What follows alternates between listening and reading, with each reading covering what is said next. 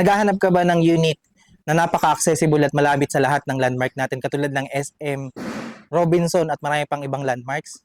Napakaganda ng community, complete ang amenities. At the same time, napakaganda rin po ng mga bahay. Perfect na perfect ito para sa yung starting family. Check nyo na po ito.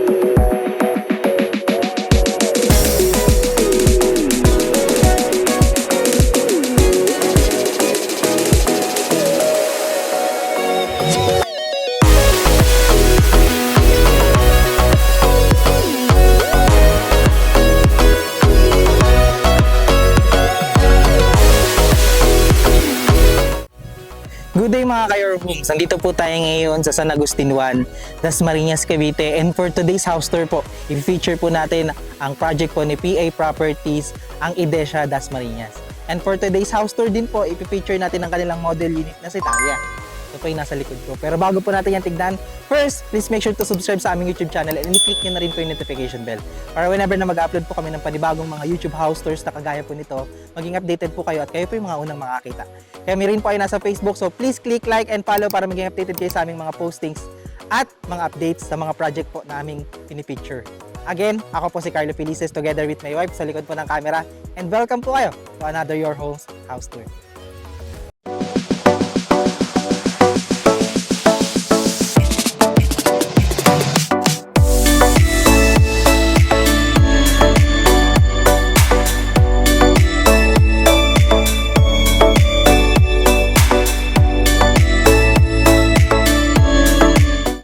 Si Idesha Dasmariñas po ay 9.1 hectares. At the same time po, meron po tayong phase 1, phase 2. Sa ngayon po, yung mga available po natin ay nasa phase 2 at saka po yung Idesha Heights po natin.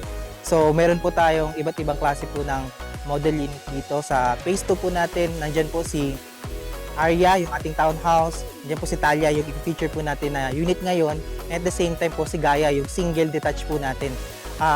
Ngayon din po sa Idesha Heights naman po natin, meron po tayo dyan si Hasu, si Fuji, at saka po si Yuri. So, in case po, gagawin din po namin yan ng vlog, yung mga unit po na yan. Pero for today's house tour po, i-feature po natin ang unit po natin na si Talia. Pero bago po yun, pag-usapan po natin ng kaunting ang ating community. So, ang ating community po ay inspired po ng Japanese style, and at the same time po, napaka-aliwalas at napakaganda lang po ng community. At mapapansin nyo po sa ating mga bahay, napaka-modern na po ng pagkakadesign. At the same time po, mapapansin po natin, kumpleto rin po ang ating amenities dyan. Isa po ito sa project po na sobrang dami ng amenities, kaya napakaganda at talagang matutuwa po kayo dito sa project po nito. So, ano pang hinihintay natin? Tingnan po natin mismo yung kanilang model unit. Si Talia model unit po natin ay single attach, kaya kung mapapansin nyo po, meron po tayong firewall sa kabila pong side ng ating bahay. Pero dito po meron po tayong space dyan sa gilid. Ang ating lot area po dito ay 80 square meter at ang ating floor area ay 52.25. And at the same time po, meron po tayong 4 turnover dito or yung ating basic na turnover, which is wala lang po siyang tiles. Pero pinturado po ang ating mga walls, wala rin lang siyang partition at kisame. So medyo minimal na lang po yung paggawa natin dahil painted na po ang bahay. At the same time, makakapili pa po tayo ng gusto nating tiles or kung ano po yung gusto nating gawin na partition sa ating second floor. So at the same time po, ito po ay merong 1 toilet and bath, provision for 2 bedroom. Meron po tayong living area, dining area, kitchen area, and at the same time po, meron tayong balcony. Meron din po tayong space ng service area sa likod at parking space. So ano pang hinihintay natin? Tignan po natin ang unit. Tara! So ayan po, kung mapapansin nyo po, nabanggit ko kanina yung pagkakadesign po ng ating bahay ay napaka-modern na po niyan. And at the same time po, napaka-classic niya, no? Conventional pa rin po ang pagkakatayo po natin dito. So, ayan po, kung mapapansin nyo, meron tayong balcony dyan. At the same time po, meron tayong mga bintana dito sa harapan. Malalaki rin po yan kaya maganda po yung pagpasok ng hangin. Meron po tayong touches ng white at saka brown. And napakasimple niya lang po, no? Dito po, mapapansin niyo po, meron pa po tayong setback sa harapan. At mapapansin po natin, marami po tayong pwedeng gawin pa dito. Pwede po tayong maglagay ng garden. And at the same time, kung ano lang po yung gusto niyo gawin dito sa space po na to. Katabi po niyan, dito po, meron tayong poste dito. Para po mapatibay po yung ating pundasyon ng bahay. So in case po na dito po sa ating parking space, gusto niyo po maglagay ng bubong, mas madali na lang po dahil meron na rin po tayo yan. So ngayon, dito po yung ating entrance pero mamaya tayo papasok dyan. Dito po, ito po ang ating space for the parking area. Dito po sa parking area, dito na rin po yung located yung ating septic tank dyan. At the same time, kahit kayo po ay nakaban, kasyang-kasya dito po kasi ang laki po ng ating space. Bilangin po siguro natin kung ilang meters to. 1, 2, 3. 3 meters po, kaya kahit po malaki po ang inyong sasakyan, kasyang-kasya po yan dito. So ngayon, dito po, meron pa tayong space dito po sa likod. Tara. So dito po, mapapansin nyo, dahil tayo 80 square meter, meron pa rin po tayo ditong pwede natin gawin itong service area. So hanggang dito po kasi ang ating unit. At kung mapapansin natin, naglagay na rin po sila ng saksakan dito kaya may naka-ready na rin po tayo dyan in case na maglalagay tayo ng washing machine. So may lagay na rin po ng tubig dyan or yung connection ng tubig. May piping na tayo dyan. And napakalaki pa po ng space po nito. In case po na in the future gusto nyo po siyang ipa-extend, pwede po yan. So ngayon, nakita po natin yung labas. Actually, ito rin po, meron tayo ditong access. Galing po ito sa kitchen natin. So access po natin yan para dito po sa lugar po na ito. Meron din po tayong saksakan dito para sa ating parking area. So, pasukin po natin yung loob. So, ayan. Pagkapasok po natin, ang pintuan po natin ay metal flush door na rin po yan. Kaya napaka-safe. Double lock set na rin po yan. At the same time, matibay na matibay po ito. So, ayan po. Pagkapasok po natin, makikita po natin ang ating actual turnover unit which is core or ito po yung tinatawag natin na basic. So, makapansin nyo lang po, wala po tayong tiles. Pero fully painted na po ang bahay. Sa second floor po, wala lang din siyang partition at saka tiles. So, minimal na lang po yung mga magagawa natin. Yan naman po yung kagandahan kay edition natin. So, ngayon po, dito po yung ating space sa ating Thalia model for the living area. Kung mapansin nyo po dito, malaki pa rin po ang ating space dito. Pwede tayong maglagay ng sofa. Kompleto po yung ating saksakan dyan. Pwede pong actually dito yung TV. Pwede pong dyan yung sofa. So, either way po, pwede nyo po itong pagandahin po. Depende po sa inyong mga idea. Pagdating po natin dito sa living area, dito po ang ating space naman po for dining area. At kung mapapansin nyo po, dahil tayo ay single attached, may bintana rin po tayo dito. Actually, bago ko po makalimutan, napakalaki po ng ating bintana sa harapan po ng ating bahay. So, napakaganda po niya.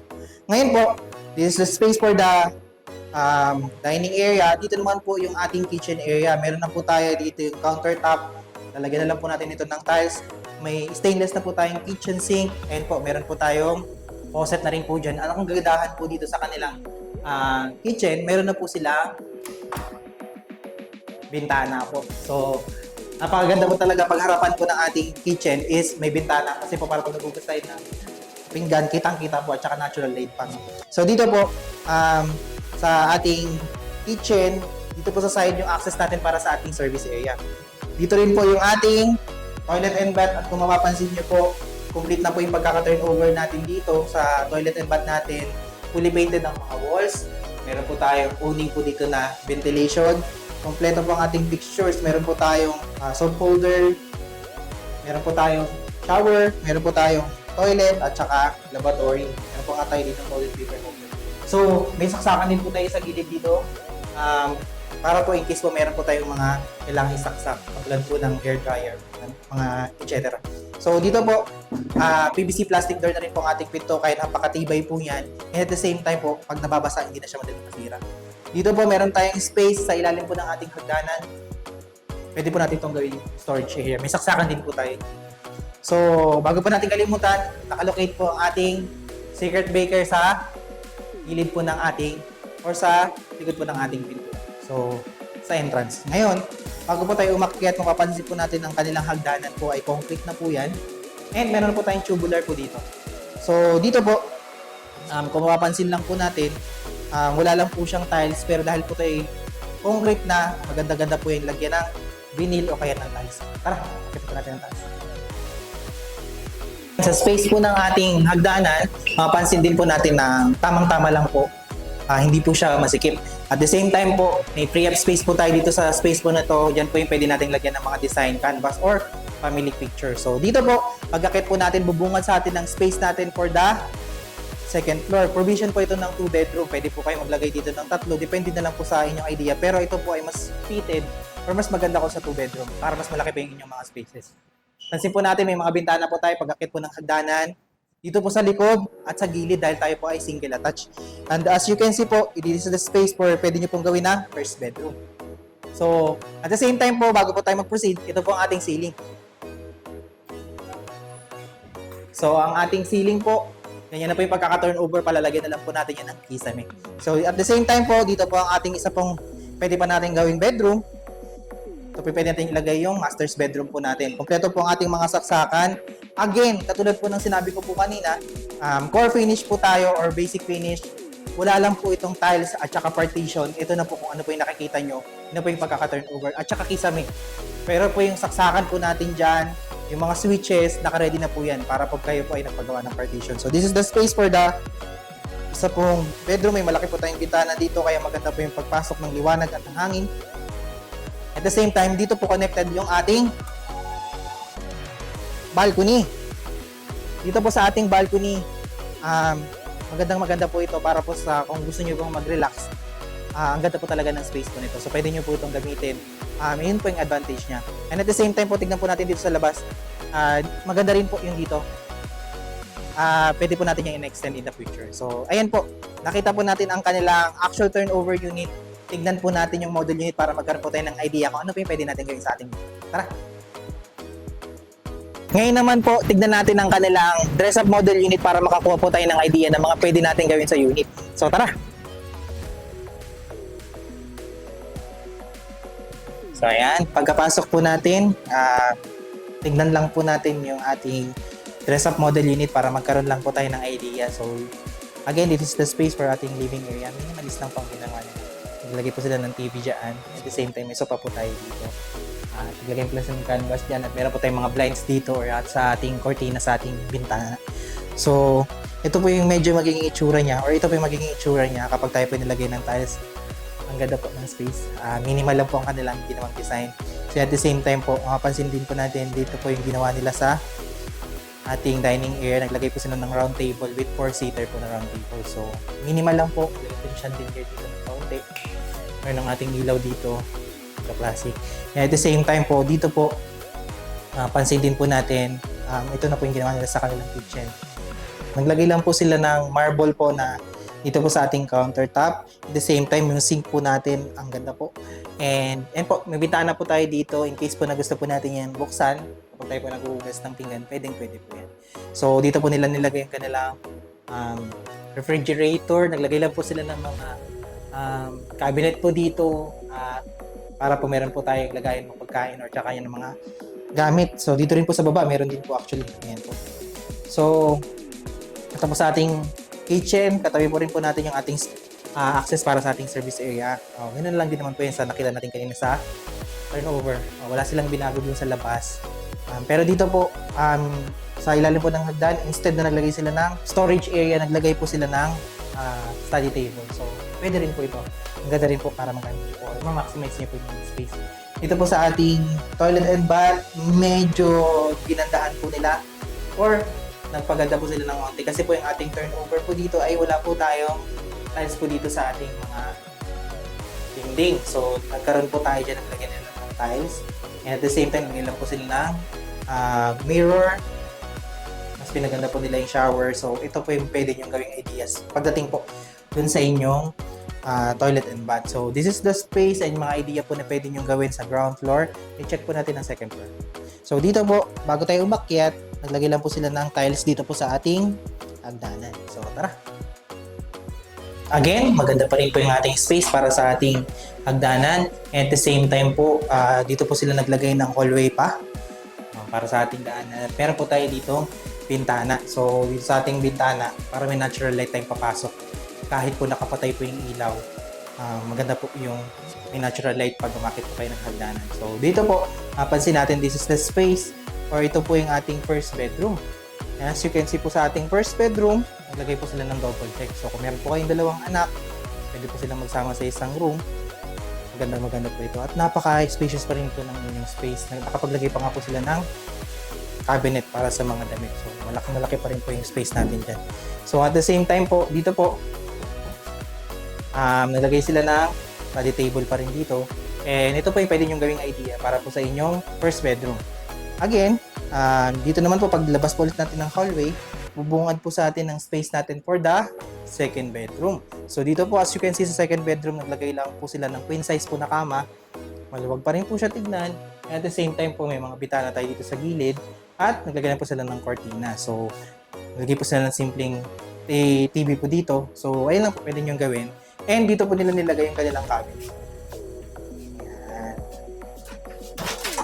Medyo malaki po ang ating cabinet. So, ayan po siya. So, dito po, kasama po, no, connected po yung ating balcony sa ating master's bedroom. So, ito po yung access po natin. Ayan. So, dyan po kayo pwedeng magkape-kape sa umaga or tumambay po kung gusto nyo pong lumanghap ng sariwang hangin. So, nakita po natin yung kanilang model unit at yung mga pwede po natin gawing idea sa ating unit kapag po ina-turn over sa atin. Pwede nyo po itong gayahin or pwede po kayo gumawa ng mga gusto nyo pong idea. Kasi po tayo po ay 80 square meter ang ating lot area, kaya marami po tayong pwedeng gawing future expansion or future renovation. So, pwede nyo po pong extend lang yung bahay at pagandahin pa ito natin. Nakita po natin ito, pag-usapan naman natin ng presyo. So, magkano nga ba si Talia model unit po natin na single attached? Sa ating typical lot area po na 80 square meter at floor area na 52.25 square meter, ang ating price po ay nag-i-start sa 5,479,830 pesos. As of now, meron po tayong discount na 50,000. Ang ating reservation po dito ay 20,000 po at meron po tayong down payment na 21,726 pesos per 22 months. Sa ating MRI naman po, meron po tayong 24,217 pesos per 22 months din po yan. So kay bank po natin, meron po tayong monthly amortization for 20 years ng 38,980 pesos. Ang ating required income, 111,371 pesos. So in case po na hindi po kayo pasok sa ating required income, pwede naman po akong co-borrower dyan. Basta po pagdating po kay bank, immediate family po yun. So in case po na meron po kayong mga inquiries pa or mga katanungan or gusto niyo po magpa-free tripping, you can contact us sa number po na makikita niyo sa screen and nandyan din po yung aming Facebook page. Kaya kung ikaw ay naghahanap ng property na located sa napakagandang location, malapit sa lahat sa ating mga landmarks katulad ng SM, Robinson, maganda po itong project po na ito. And at the same time, may sarili pa itong access kaya madali lang pong lumabas at pumunta po sa mga gusto nating puntahan. And at the same time, kung naghahanap ka po ng napakagandang community with complete amenities, may swimming pool pa po yan. No? And at the same time, may magandang pagkakadesign ng mga bahay, napakaaliwalas sa mata, and napaka-secure ng community at perfect for growing or your starting family. I-check nyo na po ito. Kung di pa po kayo nakasubscribe sa aming YouTube channel, please like, share, and subscribe na rin po para maging updated kayo sa aming mga bagong i-feature na bahay na kagaya po nito.